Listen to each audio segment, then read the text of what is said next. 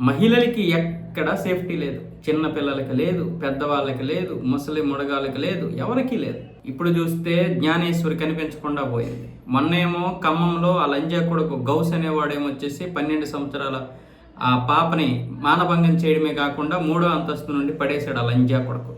ఇప్పుడేమో సనత్ నగర్లో సంతోష్ గౌడ్ అనేవాడు ఆ లంజా కొడుకు తన లవర్తో కలిసి మహిళా పైలట్ మీద విపరీతమైనటువంటి డిమాండ్ చేశాడు, తనతో ఒక రాత్రి గడపమని. దానికి తోడు ఈ లంజముండ రజనీ ఏమొచ్చేసి అంటే వాడి ప్రియురాలంట, అది సపోర్ట్ చేసింది వాడికి. ఎక్కడ మహిళలకి ఇది ఉంటుంది చెప్పండి.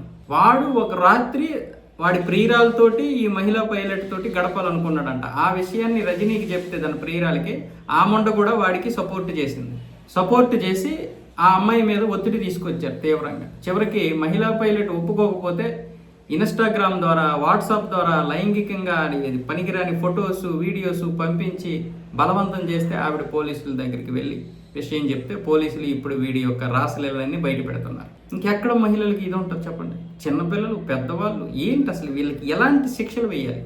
చట్టాలు మారాలి. తప్పు చేశాడా, ఓకే, తప్పు చేశాడని నిరూపితమైతే ఆధారాలతో సహా నిరూపణ అయ్యిందంటే కట్ చేసేయండి అంతే. రెండోది లేదు. కాళ్ళు చేతులు కట్ చేసి రోడ్డు మీద పడేయాలి, 10 మందికి చూపించాలి వాడిని. ఎప్పుడు మరి ఇంకా ఒక ఆయేస, ఒక సుగాలి ప్రీతి, ఎంతమంది బలైపోవాలి? రోజుకి ఇంచుమించు చిన్నపిల్లలతో సహా పండు ముసలి వరకు కూడా 90 ఏళ్ళ ముసలమ్మ మీద లంజా కొడుకు ఎవడో తమిళనాడులో ఇచ్చేశారు. ఈ ఊరు ఆ ఊరని లేదు, ఈ రాష్ట్రం ఆ రాష్ట్రం అని లేదు, చిన్నోళ్ళని లేదు, పెద్దోళ్ళని లేదు, వాడని లేదు, వీడని లేదు. దీనికి ఏదో ఒక పరిష్కారం ప్రభుత్వాలే కనుక్కోవాలి. ఆ కుటుంబాలు పడే నరకం వాళ్ళకి తెలుస్తుంది. ప్రభుత్వాలు ఏమో నాయకులకి బాగానే ఉంటుంది, ఎప్పుడు సెక్యూరిటీ ఉంటుంది, వాళ్ళ జోలికి ఎవడూ రాడు.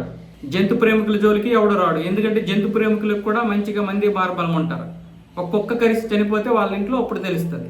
కాబట్టి ఈ జంతు ప్రేమికులు ఏమొచ్చేసి బయటకు వచ్చేసి ఒక స్టేట్మెంట్ ఇచ్చేస్తారు. వాడు బయటకు వస్తే 10 మంది బారబలం ఉంటాయి. వాడి దగ్గర కుక్కలు వస్తాయా, పాములు వస్తాయా? ఈ కుక్కలు ఎక్కడ వస్తాయి? సామాన్య ప్రజల దగ్గరికి వస్తాయి.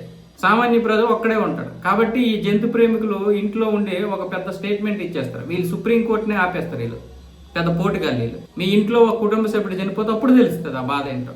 మానభంగానికి గురైతే అప్పుడు తెలుస్తుంది ఆ బాధ ఏంటో. చట్టాలు మారకపోతే కొన్ని ఎంత జరిగిన తర్వాత అయినా సరే వాడికి శిక్ష ఖరారు అవుతుందా? బెయిల్ మీద వచ్చేస్తున్నారు.